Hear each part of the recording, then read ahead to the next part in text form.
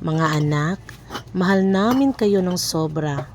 Gusto ko lang sabihin sa inyo na lagi kaming nandito para sa inyo. Kahit saan man kayo dalhin ng inyong mga buhay. Maaaring hindi nyo maintindihan ang mga desisyon, mga plano, at mga ginagawa namin para sa inyo. Pero lahat ng ito'y para sa ikabubuti ninyo. Siguro'y pinangarap ninyo na mawala na lang ako o mawala na lang kami para lahat ng gusto ninyo'y magawa ninyo. Wala nang sisita sa inyo, wala nang hihindi sa inyo. Pero tangi ko lang dasal na habaan pa sana ang aming mga buhay.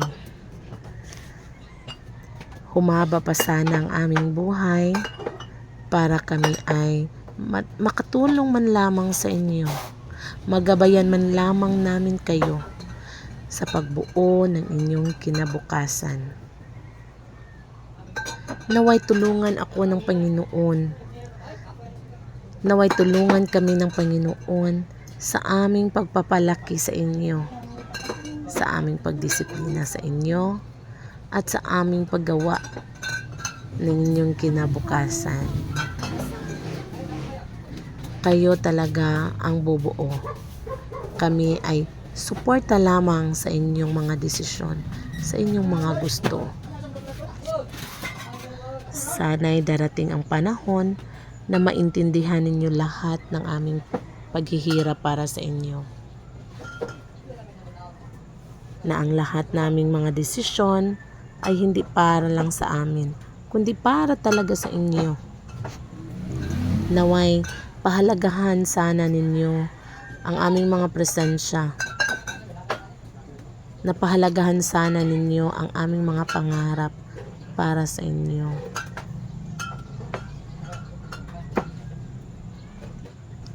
Sana'y makita ninyo ang aming mga pagsisikap, pagtsatsaga, para mambigyan namin kayo sa mga gusto ninyo,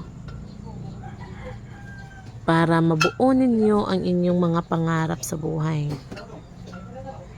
Kami ay handang tutulong sa inyo, kami ay handang gagabay sa inyo. Nandito lang talaga kami. Hindi kami magsasawang mamahalin kayo. Kayo, ang aking mga anak, Glef Mori, Gemma Lurie, G. Margaret, ay mahal namin kayo. Higit pa sa aking buhay. Lahat ng aming mga pagsisikap ay talagang para sa inyo. Kayo rin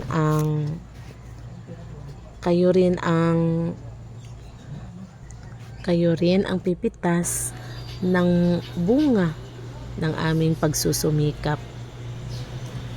Hindi kami magsasawang magsumikap para sa inyong mga anak.